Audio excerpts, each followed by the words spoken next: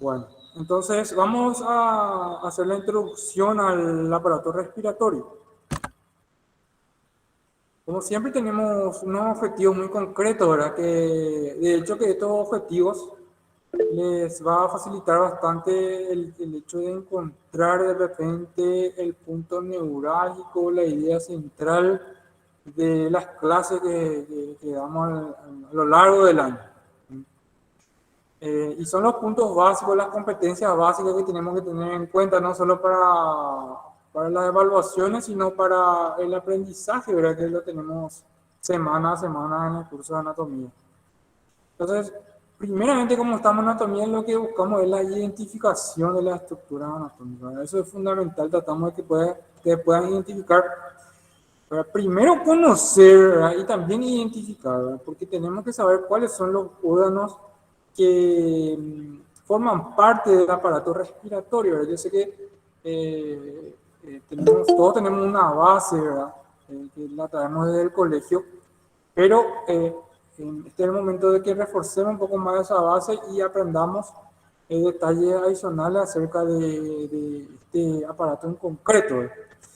Entonces, primero vamos a conocer, o sea, vamos a aprender cuáles son las partes, o recordar y identificar un poquitito en las piezas, ¿verdad? Primeramente, hoy vamos a ver de manera general en las diapositivas y de la parte de las vías aéreas superiores, un poquitito acá en la pieza que tenemos, y eso vamos a ir continuando con las clases que siguen, ¿no?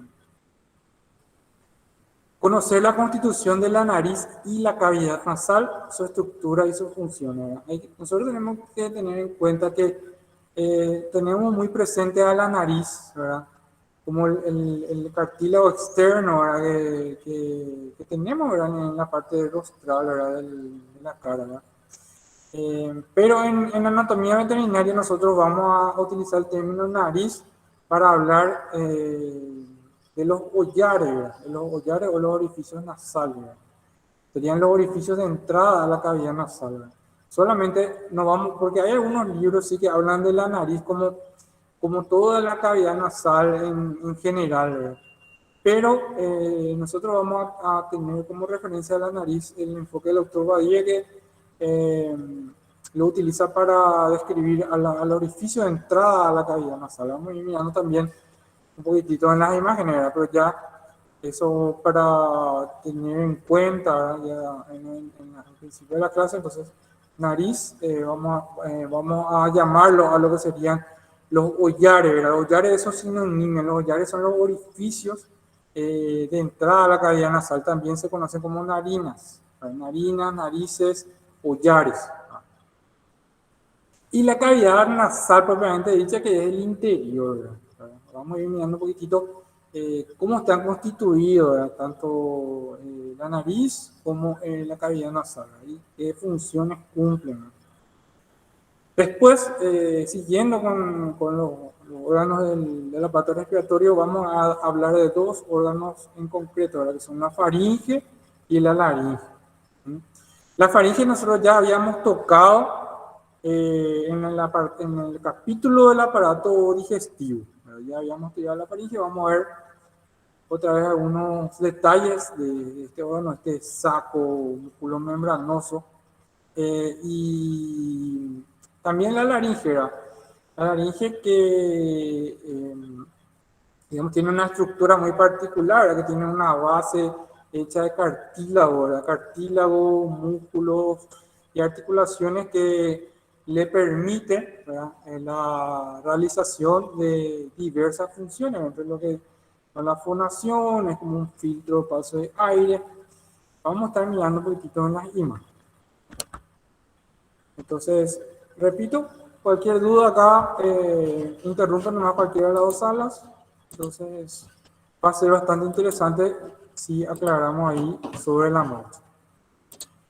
Entonces, esto es una vista general del aparato respiratorio, ¿verdad?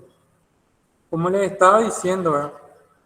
La entrada a la cavidad nasal, ¿verdad? Que sería la primera porción del aparato respiratorio, está representada por los hollares, ¿verdad? O la nariz, ¿verdad? Que tenemos como sinónimo, ¿verdad? Entonces tenemos la entrada a la nariz, tenemos la cavidad nasal con sus elementos constitutivos, ¿verdad? Ahí tenemos los cornetes, tenemos los meatos que vamos a estar viendo, ¿verdad? Una vez que el aire ingresa a la cavidad nasal, acá pues hay la estructura que tiene, ¿verdad? Los cornetes y meatos.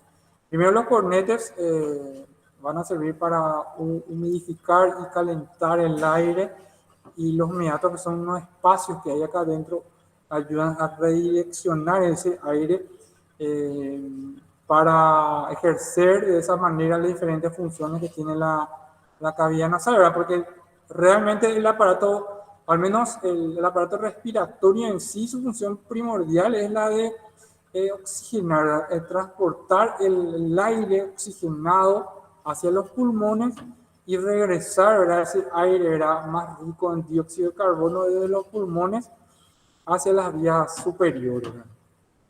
Entonces, como estábamos diciendo, entonces en la cavidad nasal vamos a encontrar unas estructuras que van a permitir, ¿verdad?, la realización de dichas funciones, ¿verdad?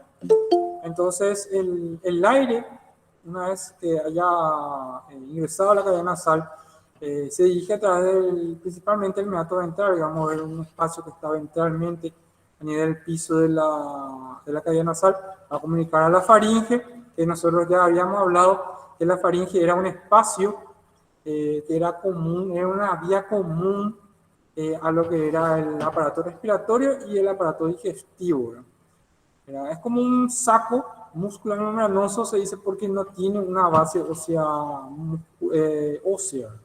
sino que o sea, no tiene una base ósea, ¿verdad?, sino que es enteramente muscular, ¿verdad? Es enteramente muscular. Entonces, de la faringe, en este caso, nosotros vamos a pasar ya hacia la laringe, ¿verdad? En el aparato digestivo habíamos visto que de la faringe nos dirigíamos, el bolo alimenticio pasa de la faringe hacia el esófago. En este caso, el aire va a ir desde la faringe hacia la laringe.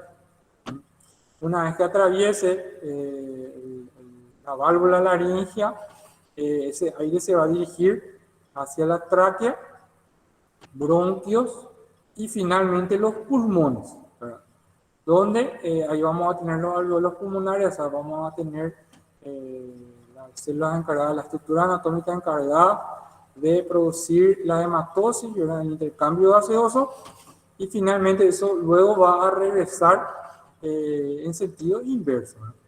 Por eso hablamos también nosotros de que existen vías aéreas superiores, ¿verdad?, que es por donde ingresa el aire, nariz, cavidad nasal, faringe, laringe, y unas vías aéreas inferiores que ya son la parte final del aparato de conducción, ¿verdad?, serían la tráquea y los bronquios, ¿verdad?, para finalmente llegar a los pulmones, que sería ya el órgano funcional, ¿verdad?, porque realmente toda la parte superior es más bien de conducción, y finalmente son los pulmones el real ejecutor de la hematosis, ¿verdad?, del intercambio gaseoso dentro de este órgano.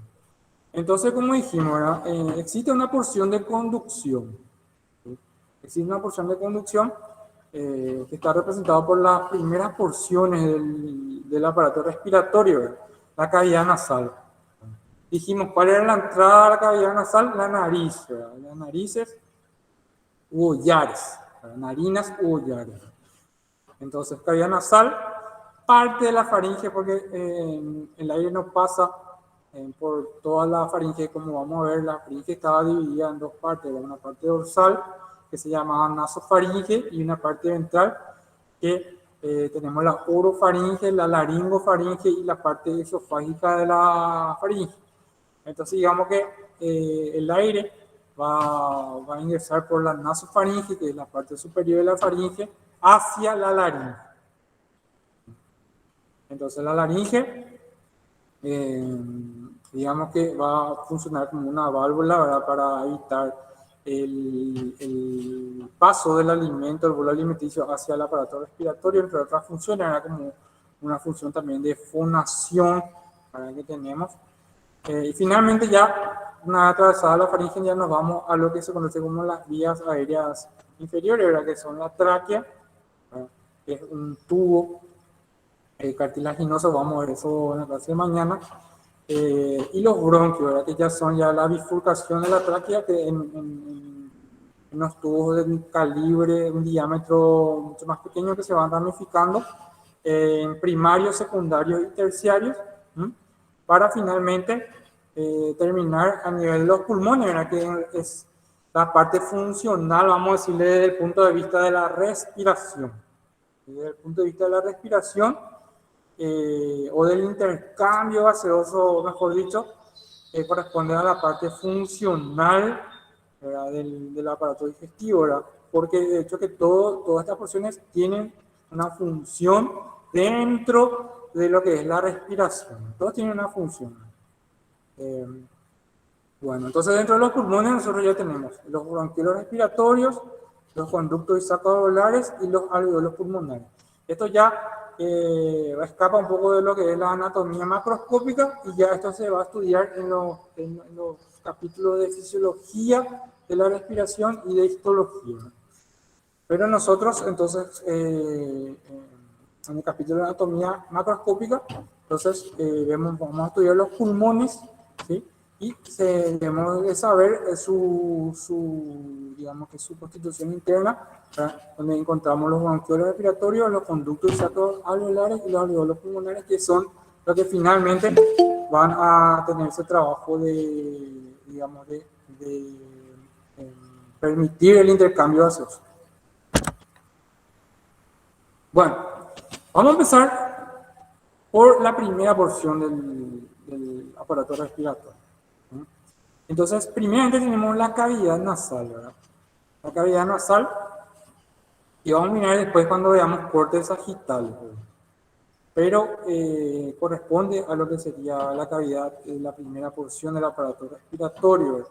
Acá, externamente vemos como la cavidad nasal tiene una base ósea. Tiene una base ósea que le da la forma, ¿verdad? Que la protege de traumatismo externo y que permite entonces que no haya deformidad o evita que haya deformidades para el paso del aire. Entonces, la cavidad nasal está formada por todos los huesos de la cara, menos la mandíbula y el hioides, ¿verdad? Que lo tenemos acá en el espacio intermandibular. Entonces, todos los huesos de la cara o todos los huesos faciales forman parte, digamos, de la base ósea de la cavidad nasal, ¿verdad? El incisivo, el maxilar, su apófisis palatina, tanto el incisivo como el maxilar, el hueso palatino, su porción vertical, su porción horizontal, el hueso cigomático, el lagrimal, el nasal. También tenemos el vomer en la parte interna, que permite la inserción del tabique nasal medio. Entonces, recuerden que los huesos de la cara son los que contribuyen a la formación de la cavidad nasal o de la base ósea de la cavidad nasal, a excepción de la mandíbula y el hueso de la cara, porque no confundir con los huesos del cráneo, que son los que forman parte de forman la cavidad craneana, ¿verdad? Que ponen el occipital, el parietal, interparietal, temporal, etc. Frontal, etc. Ok, entonces, ya una vez vista la base ósea de la cavidad nasal, vamos a mirar un poquitito ya algunas imágenes. ¿Cómo ingresa el aire hacia la cavidad nasal? Entonces, todos sabemos, todos conocemos las narices, ¿verdad? De los animales domésticos, ¿verdad? Entonces dijimos, vamos a reducir el término a la porción de entrada. La nariz es la porción de entrada a la cavidad nasal, solo esta parte.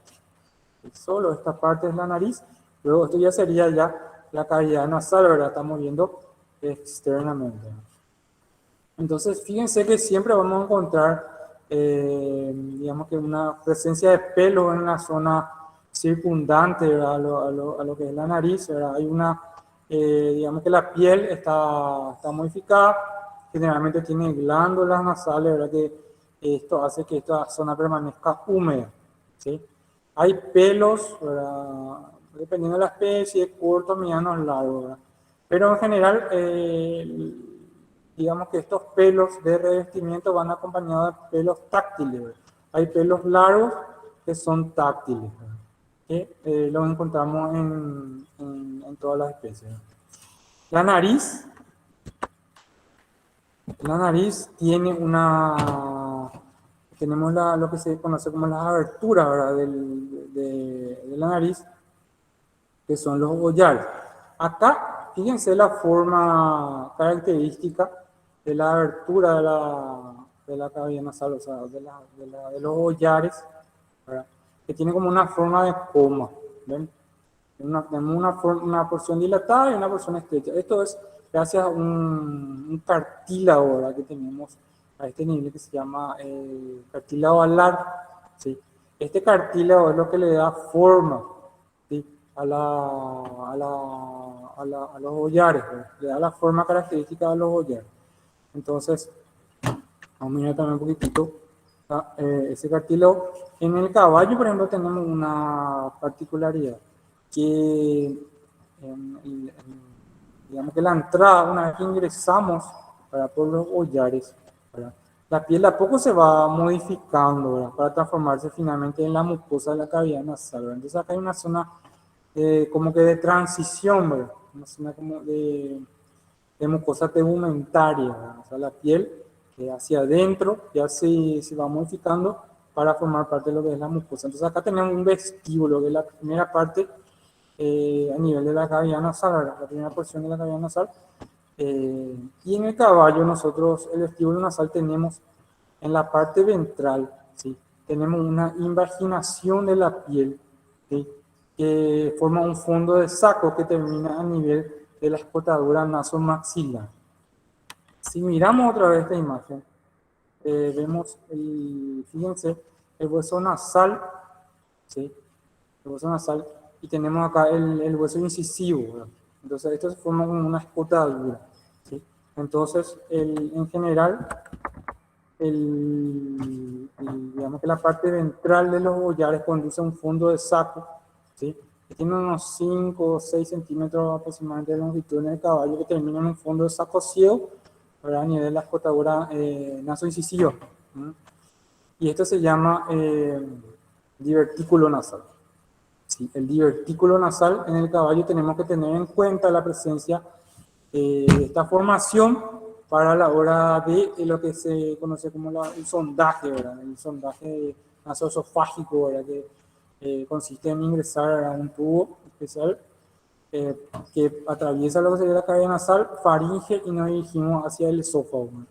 Entonces, el sondaje debe realizarse en el caballo hacia lo que sería la comisura superior, ¿verdad?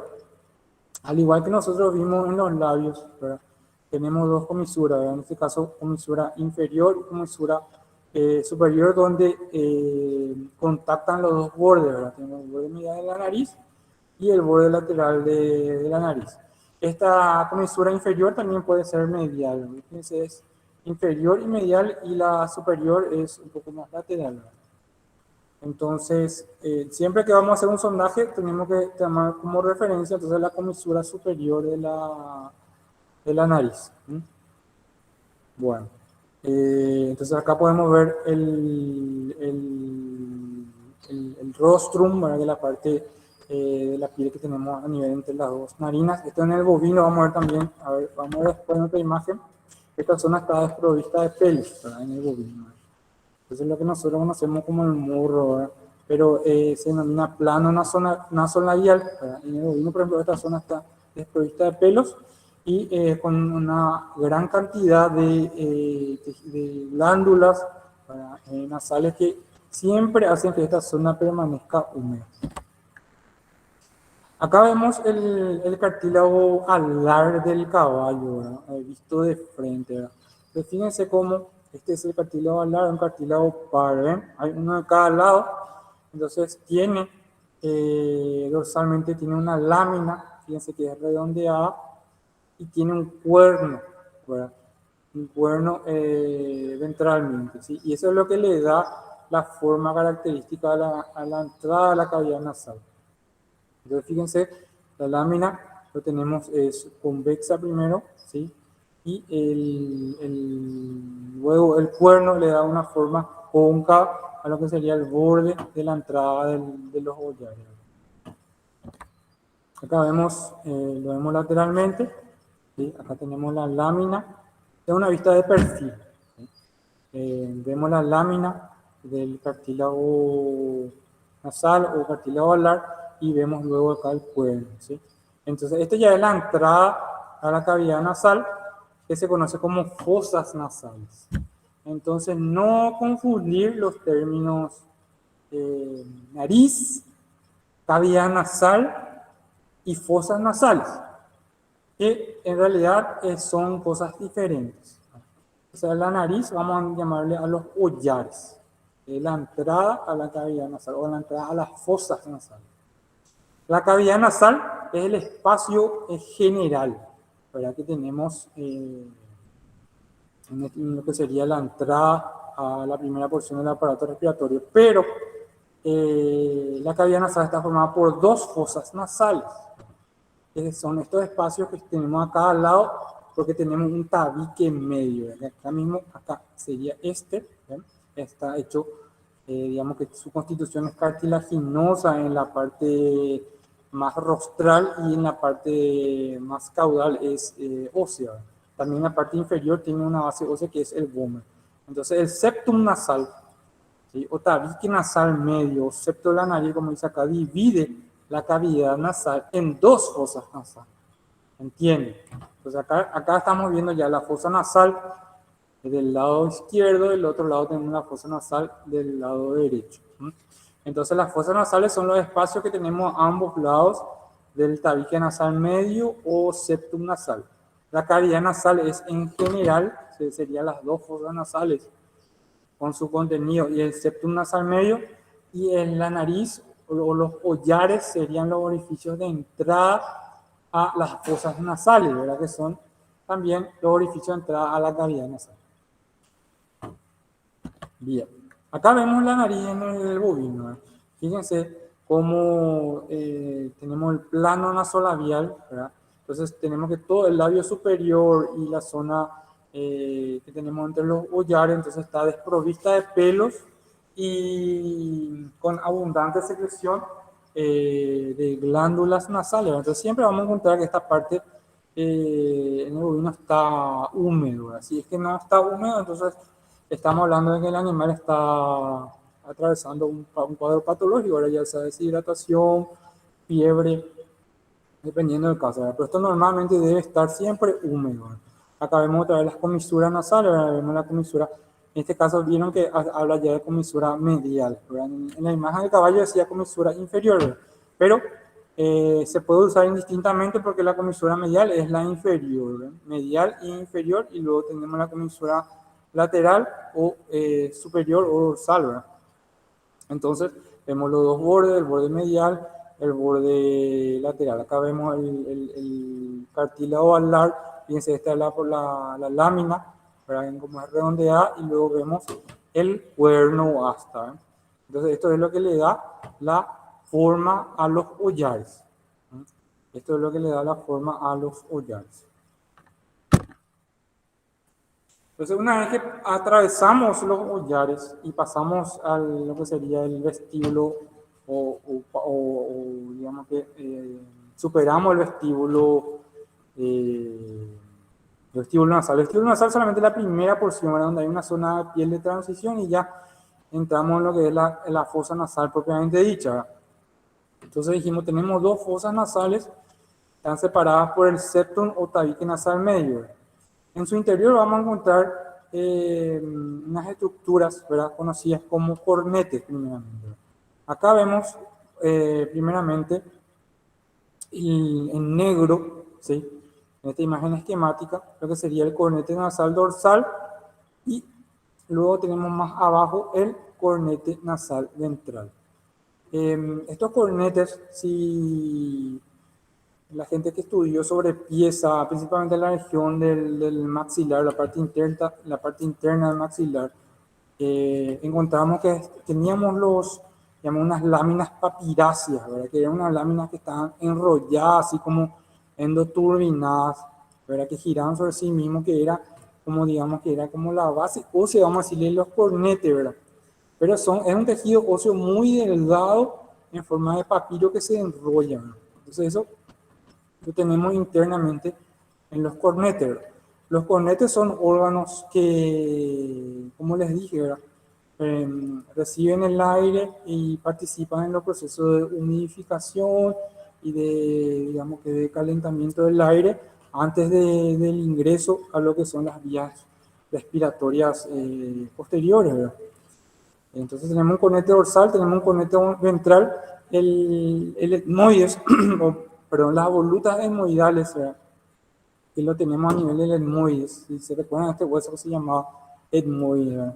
Que tenía una parte posterior que se denominaba lámina cribiforme, que era digamos que una zona circular o ovalada que contactaba directamente con el bulbo olfatorio del encéfalo y estaba atravesada por numerosos orificios que permitían el paso de los nervios olfatorios, que bueno, eso lo veremos el año que viene, pero lo que es interesante es saber que en el nivel de la etmoide en sí tenemos, tenemos una estructura, unas volutas etmoidales, ¿verdad?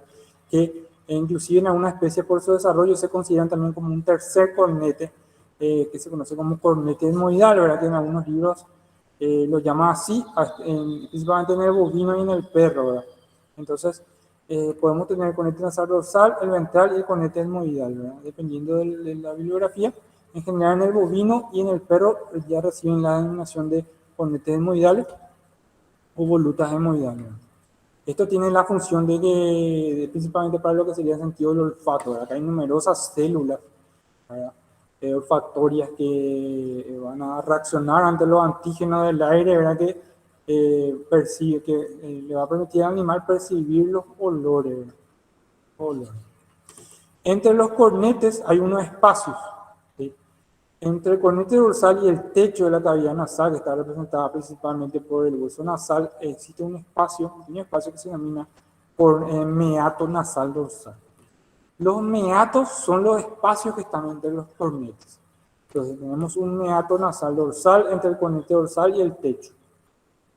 Tenemos un meato nasal medio que está entre el cornete dorsal y el cornete ventral.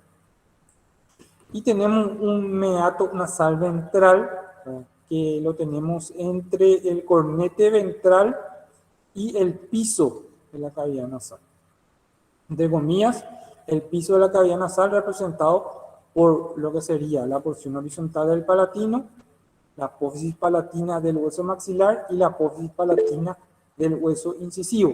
Y si se recuerdan, seguramente eso a lo mejor les recuerda algo porque nosotros habíamos hablado cuando vimos cavidad bucal, que era el techo de la cavidad bucal, el techo y la base ósea del paladar duro, ¿sí? En este caso, para la cavidad nasal, esto representa el piso. Y lo que era el techo de la cavidad bucal, que era el paladar duro, y su base ósea representa acá, entonces, el piso de la cavidad nasal. Dijimos la porción horizontal del palatino, apófisis palatina del maxilar y porción horizontal o apófisis palatina del hueso incisivo. Entonces, estábamos hablando nosotros del meato nasal ventral, que lo teníamos entre el cornete ventral y el piso de la cavidad nasal. Entonces acá vemos 3 meatos. En realidad hay 4. El cuarto meato se conoce como un meato nasal común y es el espacio que lo tenemos entre los cornetes y los meatos por un lado y el septum nasal medio por el otro. Entonces, en el centro mismo, en un plano medio de la cavidad nasal, tenemos el tabique nasal o el septum nasal medio. Entonces, entre el tabique nasal y los cornetes y meatos hay un espacio también que se denomina meato nasal común. Entonces, tenemos cuatro meatos: un meato nasal dorsal, un meato nasal medio, un meato nasal ventral y un meato nasal común. Eso tenemos que aprenderlo bien. Es un tema muy importante para el conocimiento de la constitución de la cavidad nasal, de su funcionamiento y también de cara a nuestras evaluaciones. Entonces vamos a mirar acá lo mismo en el bovino, ¿no? Tenemos acá la entrada a la cavidad nasal, a las fosas nasales, tenemos acá el cornete nasal dorsal. En algunos libros ven como Sisson lo llama concha nasal dorsal, es lo mismo, es una sinonimia que tienen los cornetes. Entonces tenemos acá el conecte nasal dorsal, el meato dorsal, ¿verdad? Lo teníamos entonces entre el techo y el conecte dorsal. Luego tenemos acá el conecte nasal ventral, que es mucho más desarrollado, y el espacio entre ambos cornetes entonces está representado por el meato nasal medio. Y finalmente, entre el conecte nasal ventral, tenemos entre el conecte nasal ventral y el piso, ¿verdad? de la cavidad nasal, teníamos el meato nasal ventral. Acá vemos, dice concha nasal media, ¿verdad? Entonces esto también se le llama como cornete etmoidal, ¿verdad? Dijimos porque está muy desarrollado, ¿verdad? Principalmente en el bovino y el perro, ¿verdad? Fíjense cómo se proyecta luego hacia adelante y divide el trayecto del meato nasal medio, ¿verdad? Como que le hace una bifurcación. En general, las funciones de los meatos tienen cada meato tiene como una función específica, ¿verdad? El meato nasal dorsal, ¿verdad? Que dijimos que va entre lo que sería el cornete dorsal y el techo, se dirige hacia los cornetes etmoidales, ¿verdad? Lleva el aire hacia la zona del etmoides, ¿verdad? Y la zona del etmoides es una zona, como dijimos, ¿verdad? Que tiene volutas etmoidales con un tejido modificado, un tejido nervioso modificado, que está especializado en la captación de antígenos para la percepción del sentido del olfato. Entonces, el aire que va por la parte superior de la cavidad nasal o por el meato dorsal se dirige a las volutas etmoidales para una función olfativa, para el sentido del olfato. Lo que va por el meato nasal medio, ¿sí? Lo que va por el meato nasal medio en general comunica con los senos paranasales. ¿Se recuerdan cuando estudiamos lo que sería los huesos de la cara? Entonces habíamos hablado de los senos paranasales, que eran unos espacios, ¿verdad? Que están llenos de aire, ¿verdad? Que tenemos a nivel de lo que sería la cabeza. Ahora teníamos el seno maxilar, teníamos acá vemos perfectamente, por ejemplo, en los senos frontales del bovino, ¿ven? Fíjense estos espacios, ¿verdad? Con láminas óseas, que esto está lleno de aire. Tenemos acá el seno esfenopalatino, ven acá, el seno maxilar. Entonces, este meato nasal medio principalmente comunica con el seno maxilar y el seno frontal. Entonces, acá hay un intercambio de aire, ¿sí? Entonces, nosotros habíamos dicho que los senos tienen una función también de calentar, humidificar el aire y también de amortiguación, ¿verdad? Principalmente acá el seno frontal, porque un traumatismo a este nivel, si no estaba este espacio, entonces generalmente el impacto se transmite en su totalidad hacia el encéfalo, ¿verdad? Entonces es como un medio de defensa también, de repente un golpe no tan fuerte, entonces va a ser amortiguado o absorbido por el seno frontal, ¿verdad? Entonces se protege de esta manera así al encéfalo, ¿verdad? Al sistema nervioso central. Entonces el seno, el meato nasal medio va hacia el seno maxilar, ¿sí? Por eso para la endoscopía o la operación en que se necesita un acceso quirúrgico al seno maxilar, ¿verdad? Que producida por una infección, una sinusitis, entonces se puede ingresar la sonda a través del meato nasal medio. Hay que ingresar entre el cornete dorsal y el cornete ventral. Y finalmente, el meato nasal ventral nos va a conducir el aire hacia la parte respiratoria propiamente dicha. Esto va a pasar por la coana y se va a dirigir hacia la nasofaringe y posteriormente hacia la laringe y la tráquea. Vamos a mirar un poco otra imagen. Está a nivel del perro, esto sería lo que es el perro. Tenemos igualmente, ¿verdad? El cornete dorsal, el cornete ventral. Fíjense el desarrollo del cornete etmoidal, ¿verdad? Las volutas etmoidales, ¿verdad? Y en general la constitución es la misma, ¿no? Acá, por ejemplo, vemos la nasofaringe ya, ¿verdad? Acá llegamos a lo que, este es el paladar blando. Empezamos en la faringe y vemos ya la parte dorsal de la faringe, que conocemos como nasofaringe, que es la que ya lleva el aire desde la cavidad nasal o la fosa nasal hacia la faringe. Acá esto estaría la coana, ¿verdad? En esta parte veríamos la coana. Una vez que tenemos el septum nasal medio, entonces se forma acá la coana de cada lado, que era el orificio de comunicación entre la cavidad nasal y la faringe. Ya vimos ya. Entonces, entrando un poco en la faringe, ¿verdad? Fíjense, era un espacio, un saco músculo membranoso infundibuliforme, ¿verdad? En forma de infundíbulo, Dijimos vía común al aparato respiratorio y al aparato digestivo. Está formado de dos porciones, una porción dorsal que se conoce como nasofaringe y una porción ventral, ¿verdad? La porción ventral está dividida en tres partes.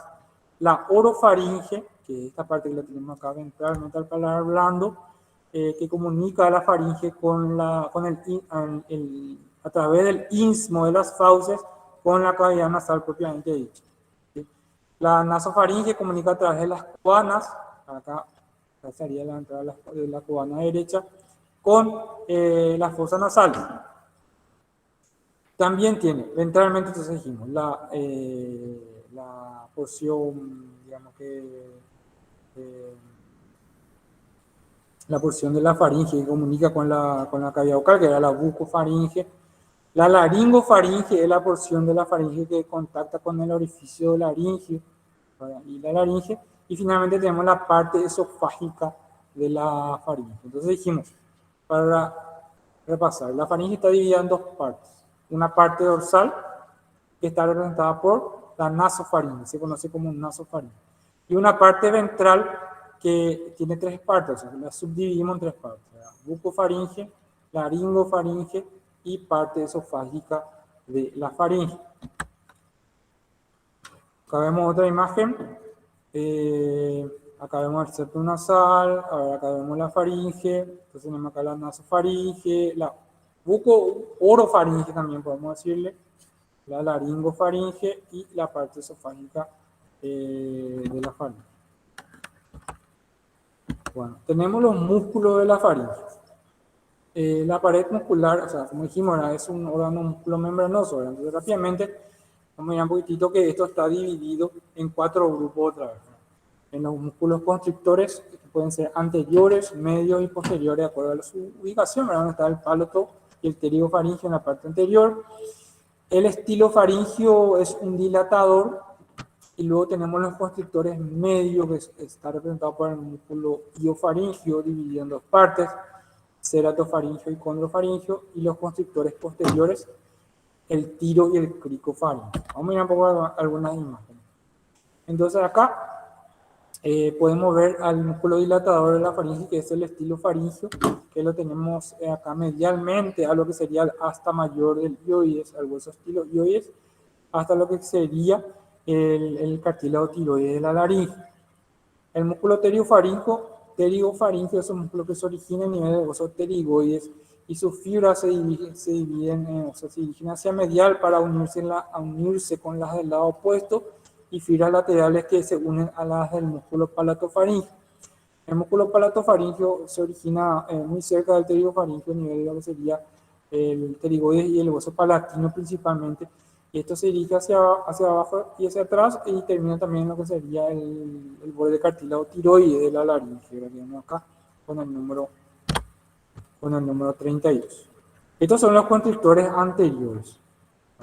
Esto pues tiene una función, digamos que, porque el bolo alimenticio el paso del bolo alimenticio se ve en el momento de la devolución, se ve empujado o favorecido, el tránsito se ve favorecido por una ola de contracciones que tenemos a nivel de la faringe. Es una serie de cambios que se producen en la faringe y la laringe que permiten que el bolo alimenticio sea, entre comillas, empujado desde la orofaringe hacia el esófago. Entonces, por eso tenemos un grupo constrictor anterior, ¿verdad? A medida que acompaña el bolo alimenticio, se contrae el grupo medio y luego el grupo posterior, ¿verdad? Acá tenemos el grupo medio y el grupo posterior. Tenemos el iofaringio, que iba de lo que sería el hioides hasta lo que sería el rafe medio de la faringe. La faringe tiene un rafe medio dorsal donde se unen lo que sería la fibra de los músculos de la faringe, ¿sí? En una aponeurosis que se llama aponeurosis faringe. El músculo iofaringio y el crico y el tirofaringio se originan en diferentes puntos de origen, pero los tres terminan en la parte dorsal de la faringe, en lo que sería el rafe medio, y se unen con las fibras del lado opuesto. Entonces el iofaringio va del asta tiroides del hioides y luego va hacia el rafe medio. Y el tirofaringio se origina en el cartílago tiroide de la laringe y el cricofaringio en el cartílago cricoide de la faringe, y los dos ascienden y también terminan en el RAFE medio. Como les expliqué, esto tiene actúan sincrónicamente en el momento de lo que es la dinámica de la evolución, ¿verdad? ¿Por qué? Porque el animal de glúteo, vamos a ver después en otra imagen, entonces, esto se ve, la presencia del bolo alimenticio estimula la contracción de los músculos de la faringe, que empiezan por la parte anterior, luego la media, luego la posterior, y luego van, digamos que, empujando, entre comillas, o facilitando el paso del bolo alimenticio, ¿verdad? Lógicamente también tenemos el dilatador de la faringe, el estilo faringeo, que también tiene la función de dilatar, era la función que va a dar paso luego al bolo alimenticio. Nosotros habíamos visto en aparato digestivo, este era un tema muy, muy clásico, ¿verdad?, de anatomía, que son la cavidad de la faringe y sus aberturas, ¿verdad? Porque la faringe no es un espacio que esté aislado de la otra estructura de la cabeza. Tiene una serie de orificios que permiten que ella se relacione y comunique con otras estructuras de la cabeza. Entonces habíamos dicho que teníamos dos aberturas que eran pares. La primera de ellas corresponde a las, ¿cómo se llama este que es 1 y 2? ¿Alguien sabe qué es 1 y 2? ¿Alguien me puede decir cómo se llama el orificio que comunica la faringe con la cavidad nasal a ambos lados del septum nasal? Por eso dice 1 y 2. Nasofaringe sería, doctor. Esta es la nasofaringe, es correcto que esta es la nasofaringe, pero la nasofaringe, ¿verdad?, que es la parte dorsal de la faringe, comunica con la fosa nasal o con la cavidad nasal a través de esta abertura que vemos acá. ¿Sí? La abertura que comunica la nasofaringe con la cavidad nasal se llama, con C empieza. Ahí. Estas son las coanas. Coanas, ¿por qué? Porque son dos, ¿verdad? Una a la derecha y una a la izquierda del septum nasal medio. Entonces es el orificio que comunica las fosas nasales, ¿verdad?, de la cavidad nasal con la nasofaringe. ¿Entienden? Estas son las coanas. Y marca 1, 2 porque son dos. Una a cada lado del septum nasal medio. 3 y 4. Tenemos acá un orificio en forma de hendidura, ¿verdad?, que se conoce como trompa eustaquio, ¿sí?, que comunica la faringe con lo que sería el oído medio, ¿sí? En el oído medio, y una particularidad de caballo que tiene un divertículo de la trompa auditiva, que es esta, que se llama bolsa gutural, que vemos acá. Entonces, la trompa eustaquio, la trompa auditiva, comunica hacia la bolsa gutural y hacia el oído medio. ¿Sí? La comunicación tiene una función de la regulación de la presión del aire en el oído medio, ¿verdad? Entonces puede haber un flujo de aire para aliviar la presión dentro del oído. Muchas veces cuando nosotros, la gente que va a viajar, viaja a una altura, a un lugar donde hay altura, estamos hablando de cientos o miles de metros sobre el nivel del mar, entonces vamos a notar una molestia a nivel del aparato de la audición, ¿verdad? Eso se debe a un cambio a nivel de lo que sería la presión del aire, y que ocasiona un cambio también, o amerita un cambio también a nivel de lo que sería la presión del aire circundante dentro del oído medio. Entonces, la trompa auditiva establece una comunicación entre el aire del oído medio y la faringe.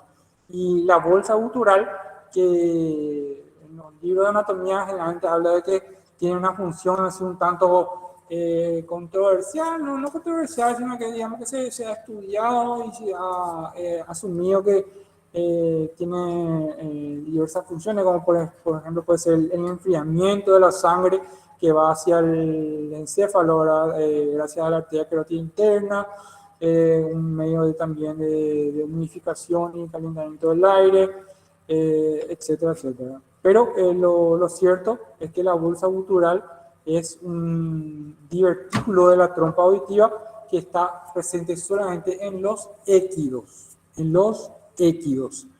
Cuando se habla de una especie con D, o sea, equinos son los caballos, pero los équidos es la familia de los caballos, ¿verdad? La familia donde tenemos el buldéano, la mula, el burro, todos sus parientes, así como tenemos los cánidos, ¿verdad? Donde los caninos son los perros, pero tenemos lobos, zorros, etc. Entonces, la bolsa gutural es propia de los équidos, ¿verdad? En este caso, la especie doméstica que estudiamos de los équidos son los equinos. Entonces, presente en el equino. Luego tenemos los orificios impares, ¿verdad? El 5, el 6 y el 7. ¿Verdad? El 5 está representado por un espacio, ¿verdad? Forma un pequeño canal estrecho que comunica la orofaringe con la cavidad bucal propiamente dicha. ¿Cómo se llamaba este espacio? Está entre el paladar blando, la raíz de la lengua y la epiglotis, que comunicaba la orofaringe con la cavidad bucal propiamente dicha. ¿Cómo se llama este espacio? El número 5. ¿Alguien sabe? Con I. ¿Nadie? No puede ser, no puede ser. Esto ya vimos nosotros en un aparato digestivo. Se llama istmo de las fauces. Istmo de las fauces, entonces ese es el espacio que comunica la orofaringe con la cavidad bucal propiamente dicha. Y para terminar, entonces tenemos el orificio de la laringe, el orificio laringio y el orificio esofágico. ¿Verdad?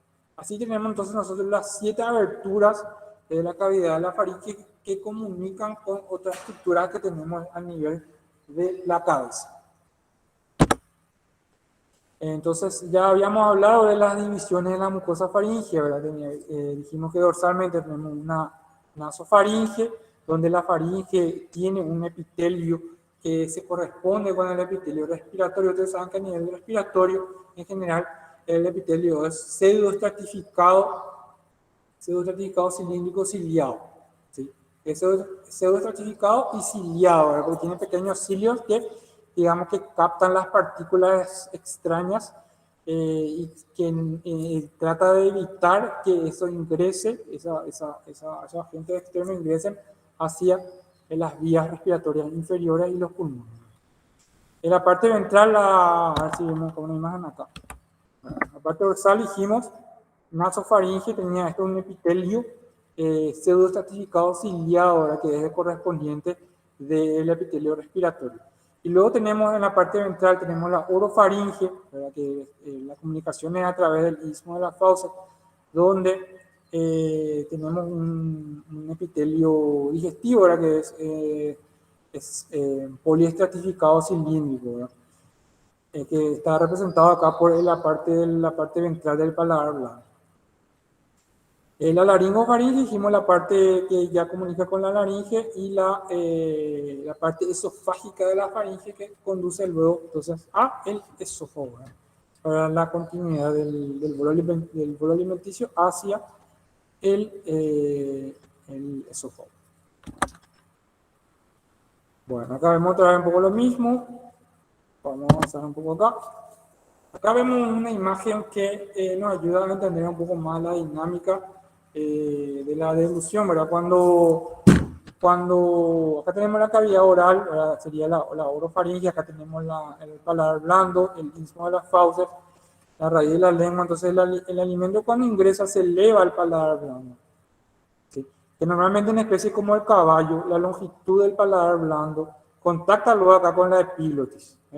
Contacta con la epiglotis y cierra completamente el paso. Por eso que el caballo cuando vomita, así lo hace, difícilmente el contenido salga por la cavidad bucal, porque generalmente la longitud del paladar blando imposibilita eso, entonces el vómito generalmente sale por la cavidad nasal, ¿verdad? A través del meato nasal ventral. Entonces, dentro de lo que es la dinámica de la deglución, el paladar blando se eleva, entonces el bolo alimenticio pasa por encima de la epiglotis, se cierra, ¿verdad? La epiglotis, que es el cartílago que vamos a ver, que es encargado de cerrar el orificio laríngeo, se cierra, entonces el bolo alimenticio pasa por encima y por los costados y llega hacia el esófago, ¿sí? Llega hacia el esófago.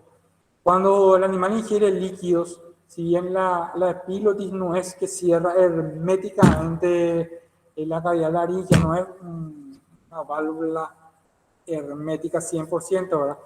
Pero en general cubre. Lo que pasa es que esto es un acto en conjunto, ¿verdad? No es que solamente se cierra esto y el alimento ve si puede pasar o no. Esto es una fuerte contracción de los músculos constrictores de la faringe que empujan el bolo alimenticio, se eleva la raíz de la lengua, se cierra la epiglotis. Entonces todo esto contribuye a que el bolo alimenticio pase rápidamente por encima de la laringe y no haga lo que se conoce como falsa vía.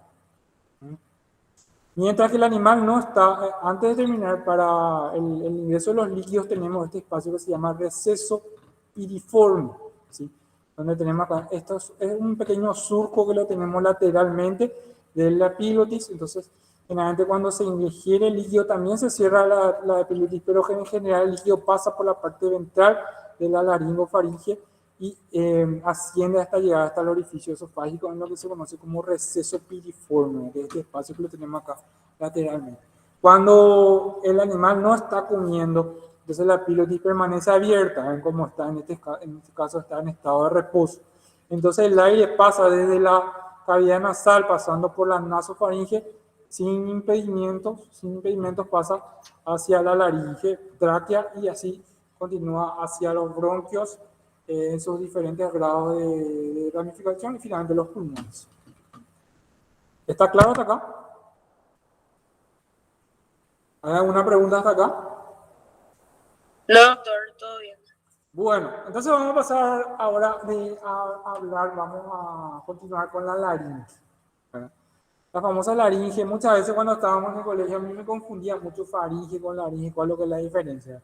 Entonces yo ya asumo que tenemos más que bien estudiada a la faringe, ¿verdad? Ya lo estudiamos ya en dos aparatos, ¿verdad? Entonces pasamos a su continuación desde el punto de vista del aparato respiratorio, ¿verdad? Que corresponde a la laringe, ¿verdad?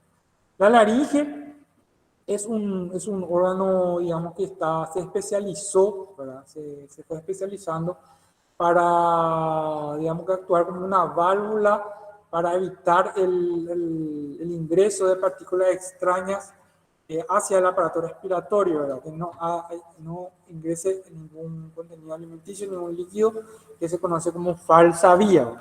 Entonces, para ello se adaptó, se modificó a medida que, digamos, que fueron evolucionando las especies domésticas, ¿verdad? Entonces, está formada por una base, digamos que rígida, que corresponde a tejido cartilaginoso, ¿verdad? Son cartílagos, ¿verdad? No tejido óseo, que le dan forma, le dan la base, y estos están articulados a través de una articulación en ligamentos y digamos que actúan a través de los músculos que se insertan en dichos cartílagos, abriendo o cerrando la abertura glótica, ¿verdad? Que es la que tenemos acá internamente entre las que serían las cuerdas vocales. Entonces participa en lo que sería la regulación del paso del aire hacia la vía aérea inferiores, pero también tiene una función, tiene varias funciones, ¿verdad? Porque participa también dentro de la dinámica de lo que es el ronroneo del gato, es un órgano de fonación, ¿verdad? Es un órgano de fonación también. Entonces, tenemos en general, a ver, tenemos el punto de vista de los libros más nuevos, que son 6 cartílagos, y un punto de vista, digamos, que se estudiaba de manera tradicional antes, ¿verdad? Vamos a ver los dos, ¿verdad? Inicialmente, ¿verdad? Al principio se estudiaba como en el caballo que teníamos 4 cartílagos, ¿verdad? El cartílago epiglótico, ¿verdad? Que entonces la epiglotis, que ya habíamos hablado bastante de esto, este cartílago tiene forma de cuña, ¿sí? O de daga, ¿verdad? Que digamos que se puede retraer, o sea, puede dirigirse en sentido caudal para cerrar la abertura de la laringe, ¿verdad? Entonces este es el encargado de cerrar el paso cuando ocurre la deglución. Tenemos un cartílago que se llama tiroides, que este que vemos acá, que es el más voluminoso de la laringe. Está formado por un cuerpo ventral y 2 láminas que van lateralmente. Tenemos un cartílago que se llama cricoides, que es este que tenemos acá atrás, que tiene forma de un anillo de sellar, tiene una cresta mediana en el centro, que sería como un cuerpo, y una lámina, ventralmente, que es una lámina circular, entonces le da la forma de un anillo. Vamos a mirar después en otra imagen. Y por último tenemos el cartílago aritenoide, ¿verdad? El cartílago aritenoide, que es este que tiene una forma algo irregular, más o menos es como que piramidal, ¿verdad? Es más o menos piramidal y se caracteriza por tener esta apófisis corniculada, que es como un cuerno, ¿verdad? Que se dirige primeramente craneal, luego dorsocaudalmente, ¿verdad? Este es un cartílago par, ¿sí? Entonces tenemos dos cartílagos aritenoides, uno al lado del otro, entonces en la parte dorsal de la laringe. Entonces inicialmente tenemos el cartílago epilótico, el tiroides, el cricoides y el aritenoides. ¿Qué pasa? El cartílago epilótico, vamos a ver después en otra imagen, tiene una apófisis, a ver acá se ve perfectamente, internamente tiene una apófisis cuneiforme, ¿eh?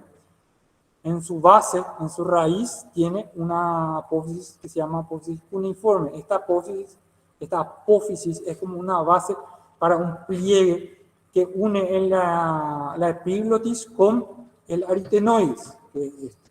Entonces ese pliegue se llama pliegue ariepiglótico, y lo tenemos acá. Entonces en el caballo y en el perro existe esta apófisis cuneiforme, que entonces dijimos que es como la base cartilaginosa de una parte del pliegue ariepiglótico. En estas especies, en algunos libros ya se considera la apófisis cuneiforme como un cartílago independiente. Entonces, por eso, por ejemplo, en Sisson quinta edición vamos a encontrar como cartílago cuneiforme. ¿Sí? No como apófisis cuneiforme, sino cartílago cuneiforme, presente en el caballo y en el perro. Y el otro es la apófisis corniculada del aritenoide. La apófisis corniculada, ven como que una parte del aritenoides, esto también es considerado en Sisson quinta edición como un cartílago independiente. Entonces lo llama cartílago corniculado. No apófisis corniculada, sino cartílago corniculado. Entonces, por ejemplo, en Sisson quinta edición vamos a encontrar 6 cartílagos de la laringe en el caballo. El cartílago epiglótico y el cartílago cuneiforme. El cartílago tiroides, el cartílago cricoides, el cartílago aritenoides y el cartílago corniculado. ¿Entienden? Entonces, esa diferencia podemos encontrar dependiendo de la bibliografía que leamos, pero en general vamos a tener en cuenta las dos. En los libros más nuevos, como les dije, vamos ya a encontrar 6 cartílagos en vez de 4. Acá vamos a estudiar acá un poquitito a fondo o un poco más detalladamente los cartílagos que forman la laringe del caballo. Ahora ven, tiene una forma de una hoja, ¿sí? Donde su raíz, ¿verdad? Se le llama peciolo y tiene la emergencia de las dos apófisis cuneiformes, ¿verdad? Que se convierten o son considerados, entonces dijimos, algunas fuentes lo consideran como el cartílago cuneiforme. Entonces este es un cartílago par también, ¿verdad? Porque hay dos. Luego, a nivel del aritenoide, que de hecho que ya es el aritenoide, es un cartílago par también. Fíjense, tiene dos lados, ¿verdad? Hay dos cartílagos cuneiformes. Ventralmente tiene una apófisis vocal, que es la que presta inserción al músculo vocal y al ligamento vocal, que forman las cuerdas vocales. Tiene una apófisis muscular, que es para inserción muscular, y tiene entonces la apófisis corniculada, que dijimos, considerada también como cartílago corniculado. Entonces, hay 3 cartílagos pares, en teoría. El cartílago cuneiforme, o los cartílagos cuneiformes, los cartílagos corniculados, y los cartílagos aritenoides. ¿Sí? Recuerden que el cuneiforme no está en todas las especies, sino está en el caballo y en el perro. Luego tenemos el cartílago tiroides, como les mencioné, tiene un cuerpo ventral y 2 láminas, ¿verdad? Presenta 2 láminas que presentan astas rostrales y caudales para articularse con los otros cartílagos de la laringe. Acá esto se articula con el aritenoides y sería el rostral, y el caudal se articula con el cartílago cricoide. Finalmente tenemos el cartílago cricoide, que dice la literatura tiene forma de anillo de sellar, ¿verdad? Como un anillo con sello. El sello sería en la parte dorsal, ¿verdad? Donde tenemos una cresta mediana para inserción muscular y tenemos una lámina anular en forma de anillo, ¿verdad? Que continúa entonces el cartílago ventralmente. Esto contacta hacia adelante con el cartílago tiroides, ¿no? Hacia adelante con el cartílago tiroides y hacia atrás con ya el primer anillo traqueal. La laringe puede realizar sus funciones gracias a un grupo muscular, ¿verdad? Que es la que va a dar la funcionalidad al abrir, estrechar o dilatar la abertura glótica. Entonces, para ello tiene una musculatura que es extrínseca e intrínseca. La intrínseca quiere decir que se origina y se termina en la laringe. Solamente está dentro de lo que sería la región laringea, donde tenemos el cricotiroideo, el cricoaritenoideo dorsal y lateral, el tiroaritenoideo, que se divide en dos partes, ventricular y bucal, y el aritenoideo transverso. En general, cuando leemos los nombres, vamos a ver después la imagen, pero cuando vemos los nombres ya más o menos ya debemos de tener en cuenta su origen e inserción, ¿verdad? En general van de un cartílago a otro principalmente.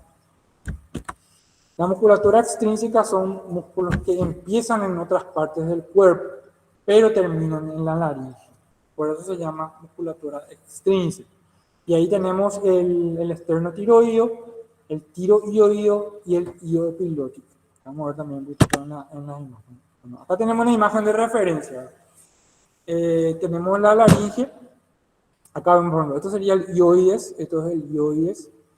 Acá tenemos como 5, la epiglotis, ¿sí? Este sería la apófisis corniculada del aritenoide o cartílago corniculado. Este es el aritenoides. Acá atrás tenemos el cartílago cricoides y este es el cartílago tiroides que está seccionado para poder mostrar a los músculos que están en la parte interna.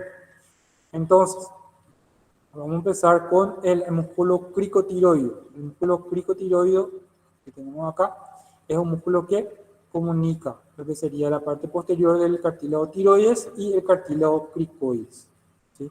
Este es el único músculo que está inervado por el nervio laringeo craneal. Lo vamos a estudiar más a fondo el año que viene, pero tiene que ver con algunas patologías que podemos encontrar a nivel de la laringe, principalmente por la parálisis del nervio laringeo caudal o laringeo recurrente, ¿no?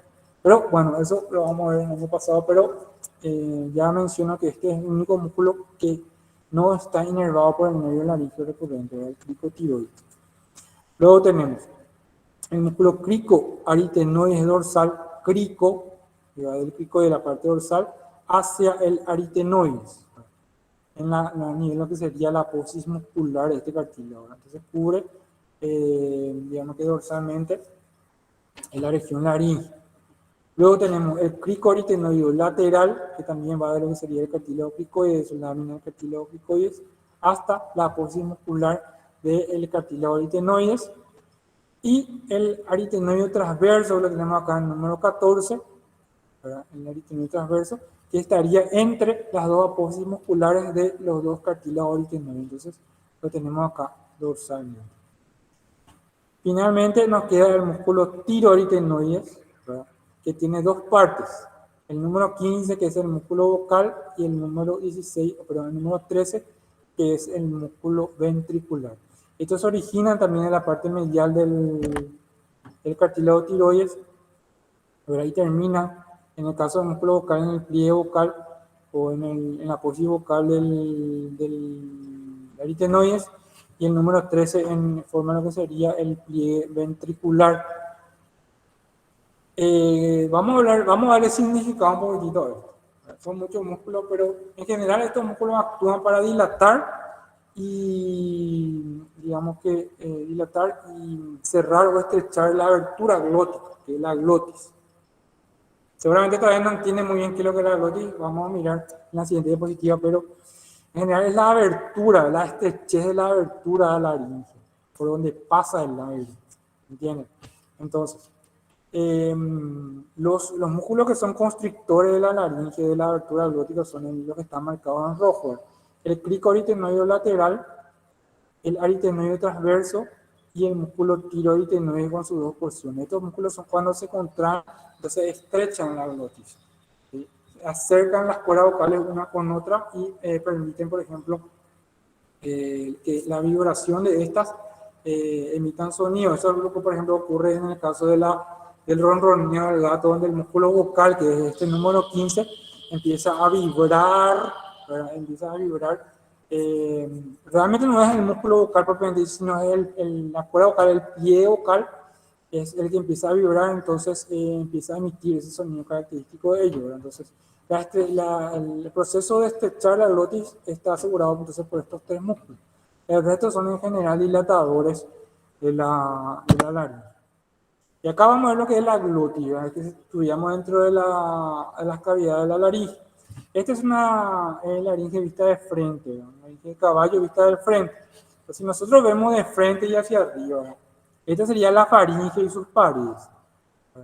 Este es el paladar blando acá con el 10. Ven cómo está encima de la epiglotis, que es la número 14. Sería la epiglotis, paladar blando. Entonces, vemos la epiglotis, vemos una comunicación. Estos son los cartílagos corniculados o la apófisis corniculada del aritenoide. Entonces, ¿no? Tienen un gran desarrollo en el caballo, ¿ven? Son pares, uno en cada lado, y tienen una comunicación con la epiglotis a través de un pliegue, ¿ven? Que está acá en el número 13. Ese pliegue se llama pliegue ariepiglótico. Entonces comunica la base del cartílago,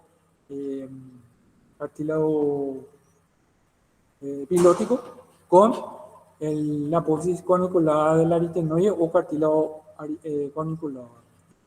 Acá en 13 es donde estaba la apófisis cuneiforme o el cartílago cuneiforme, ¿sí? En el caballo dijimos que digamos que está en el espesor del pliegue ariepiglótico. Si nosotros miramos por dentro, vemos acá el número 12, este es el pliegue vocal, ¿verdad? Que es un ligamento, ¿verdad? Es un ligamento vocal que está envuelto por el músculo vocal, ¿sí? Entonces forma el pliegue vocal, que es la cuerda vocal. Esta es la famosa cuerda vocal, ¿sí? Formada por el ligamento vocal y el músculo vocal. Ven que está abierto el pliegue vocal con el del otro lado, ¿sí? Esta es la abertura glótica que está en el número 19, o la glotis. La glotis tiene una porción cartilaginosa, ¿verdad? Que es la parte que está entre los dos cartílagos corniculados y tiene una porción muscular que es la que tenemos entre los dos pliegues bucales, ¿verdad? Esta es la abertura glótica. Cuando se contraen ciertos músculos como el aritenoide lateral, el pico aritenoide lateral, el aritenoide transverso, el tiroaritenoide, entonces se contraen los músculos vocales y se estrecha la glotis. ¿Sí? Se estrecha la glotis, esta abertura se cierra. O sea, eso es la función que tienen. Hay algunas patologías, hay una patología que se llama huélfago o silbido laríngeo, que consiste, huélfago o silbido laríngeo, que consiste en una parálisis de un nervio que se llama laringio recurrente, que es un nervio que inerva en general todos los músculos menos el pico tiroideo. Cuando se paraliza ese nervio, porque es un nervio que viene desde el pecho, sale del nervio vago y se vuelve a dirigir hacia la laringe. Entonces, como un nervio que cubre un trayecto muy largo, puede lesionarse. Cuando se lesiona, generalmente ocurre de un lado. Entonces, digamos que esto queda en un estado, digamos que de flacidez, ¿verdad? Pierde tono el músculo, queda en un estado de flacidez, entonces cuando pasa el aire constantemente es como que genera un estridor, como un ronquido, como un silbido, ¿verdad? Generalmente se da en el caballo, ¿verdad? Ese se conoce como huérfago o silbido laríngeo. Bueno, allá vimos lo que es la glotis, ¿verdad? O la abertura glótica, ¿verdad? Pero la laringe tiene tres cavidades. Una cavidad supraglótica o supraglotis, un espacio glótico y un espacio infraglótico. Entonces, ¿cuál es la supraglotis? Es el espacio que tenemos desde la entrada de la laringe, pasando por el vestíbulo de la laringe hasta la glotis. Todo esto que está desde la glotis hacia adelante es la supraglotis. Está limitada entonces por lo que sería el cartílago epiglótico, el pliegue ariepiglótico y el cartílago corniculado. Estos representan la entrada de la laringe y la supraglotis, y la entrada de la supraglotis. La glotis dijimos que era el espacio formado entre los pliegues vocales, y la infraglotis tenemos ya atravesando la glotis, ¿verdad? Hasta ya sin límite de marcación ingresar a la tráquea. Sería la última parte ya del cartílago picoides, es la que estamos abarcando en la infraglotis. Si miramos esta otra imagen, vista ya desde arriba, vemos otra vez acá. La epiglotis, acá vemos la base de la epiglotis. Acá tenemos el pliegue vocal, fíjense, ¿ven? Ven el pliegue vocal, donde tenemos acá el ligamento, fíjense acá se ve internamente y tiene el ligamento y está el músculo vocal. ¿Ven? Esta es la cuerda vocal. ¿Sí? Esta es la cuerda vocal. Este es el espacio glótico, el que está entre las dos cuerdas vocales. ¿Ven? Y entonces, acá estaría lo que sería la glotis o espacio glótico. Por arriba tenemos la supraglotis, que dijimos, ¿verdad? Desde la entrada de la laringe, pasando por el vestíbulo laringio hasta la glotis. Eso es supraglotis. Y el espacio epiglótico, perdón, infraglótico, es desde la glotis o la abertura glótica, yéndonos hacia atrás, ¿ven? Cavidad infraglótica, vemos acá, donde esto va a terminar a nivel de, no hay un límite de marcación completa, pero es a nivel de lo que sería el primer anillo traqueal. Entonces hasta ahí va la cavidad infraglótica. Dijimos nosotros que tenemos lo que sería los hollares, ¿verdad? La entrada a lo que sería las fosas nasales, ¿verdad? Tenemos acá el cartílago alar, dijimos que le daba la forma a la abertura, ¿verdad? De los hollares, ¿verdad? Teníamos una comisura inferior y una comisura superior, y teníamos nosotros que tener en cuenta que si ingresamos nosotros una sonda por la comisura inferior, vamos a terminar en un fondo de saco, ¿verdad? Un fondo de saco que es ciego, que se denomina divertículo nasal, ¿verdad? Que lo tenemos en el caballo, ¿verdad? Entonces, eso era para tener en cuenta a nivel de lo que sería el sondaje nasoesofágico en esta especie, ¿verdad? Entonces, para nosotros ingresar a la cavidad nasal, tenemos que ingresar por lo que sería la comisura dorsal, siguiendo, digamos, el techo del hollar. Vamos a pasar por el vestíbulo nasal y finalmente ya vamos a ingresar a lo que sería la cavidad nasal, ¿verdad? Ahora voy a dar otra vez la vuelta a esto. Bien. Entonces tenemos acá la cavidad nasal, ¿sí? Cuando nosotros ingresamos a nivel de lo que sería la parte dorsal del hollar, entonces ingresamos en esta parte, ¿sí? Ingresamos acá y entonces acá nos vamos a topar ya con lo que serían los cornetes y los meatos, ¿verdad? Tenemos el cornete nasal ventral y el cornete nasal dorsal. ¿Mm? Tenemos también las volutas hemoidales en la parte posterior, que lo tenemos acá, que dijimos, muchos libros lo llaman cornete nasal medio o cornete etmoidal, ¿verdad? Porque en general ya tiene una forma como una proyección entre los dos cornetes. Dijimos que también está más desarrollado en el bovino y en el perro. ¿Mm? Pero igualmente en el caballo ya vemos que tiene un desarrollo, ¿verdad? Considerable. Acá vemos el resto del septum nasal. Ahora voy a usar la otra mano. Acá. ¿Sí? Acá está el septum nasal cortado, ¿sí? Que en principio es óseo, ¿verdad? Y representa la lámina perpendicular del etmoide, que debería estar más o menos hasta esta parte. La lámina perpendicular del etmoide era una lámina que dividía el etmoide en dos masas laterales. Posteriormente el septum nasal se continúa hacia adelante con una porción cartilaginosa que está, digamos que, insertado en lo que sería el hueso vomer, ¿verdad? Que le sostiene como una canaleta, ¿sí? A ese cartílago, a ese septum nasal. Bueno, estábamos hablando de los cornetes, ¿verdad? Entonces tenemos cornete nasal dorsal, cornete ventral, cornete medio, tenemos los meatos, ¿verdad? El meato nasal dorsal, dijimos entonces el espacio que está comprendido o que se encuentra limitado dorsalmente por el techo de la cavidad nasal y ventralmente por el cornete dorsal. El meato medio, que lo tenemos acá, está entre el cornete nasal dorsal y el cornete nasal ventral. y el meato nasal ventral entre el cornete ventral y el piso de la cavidad nasal, ¿verdad? Recuerden, base ósea del piso de la cavidad nasal, apófisis palatina del incisivo, apófisis palatina del maxilar y porción horizontal del hueso palatino. También recuerden que la cavidad nasal, su base ósea está representada por todos los huesos faciales, menos la mandíbula y el hioides. Bueno, acá vemos la coana, fíjense. Esta es la famosa coana, ¿sí? Sería la del lado izquierdo, ¿sí? Que es el orificio, porque fíjense que es un orificio real. Porque cuando nosotros vemos el septum nasal, ¿verdad? Cuando nosotros vemos la base del septum nasal, hace que este sea un orificio real. ¿Ven acá? Entonces comunica la cavidad nasal con la faringe, ¿verdad? Específicamente con la nasofaringe, que dijimos era la parte dorsal de la mucosa faringe. Todo esto corresponde a la nasofaringe, ¿sí? Ventralmente tenemos acá la orofaringe, ¿sí? Que comunica con el que sería el istmo de las fauces con la cavidad bucal propiamente dicha, que esto está muy cerrado, ¿no?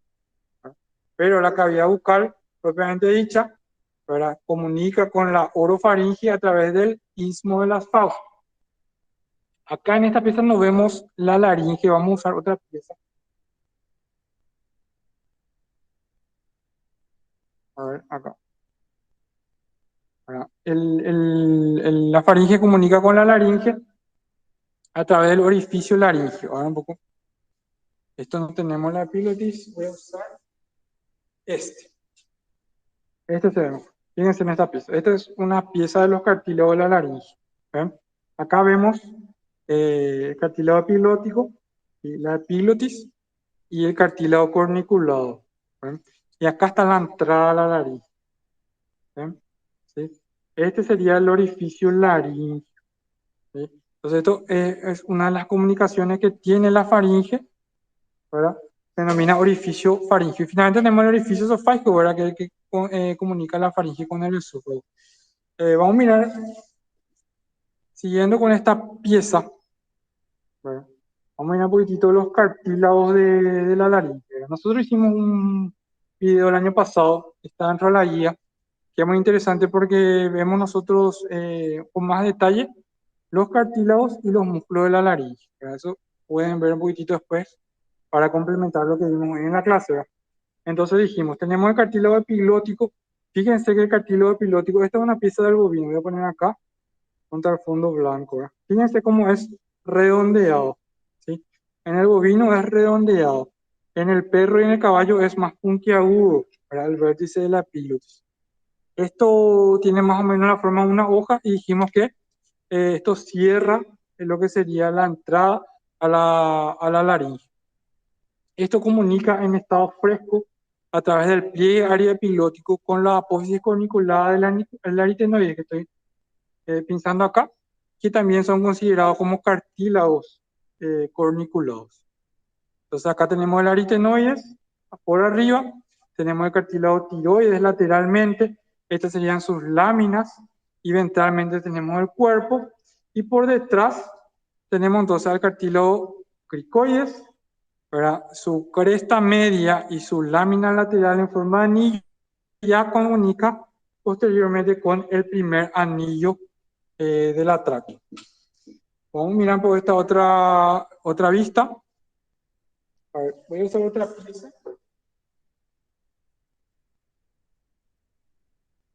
Fíjense en esta pieza. Esto es de bovino también.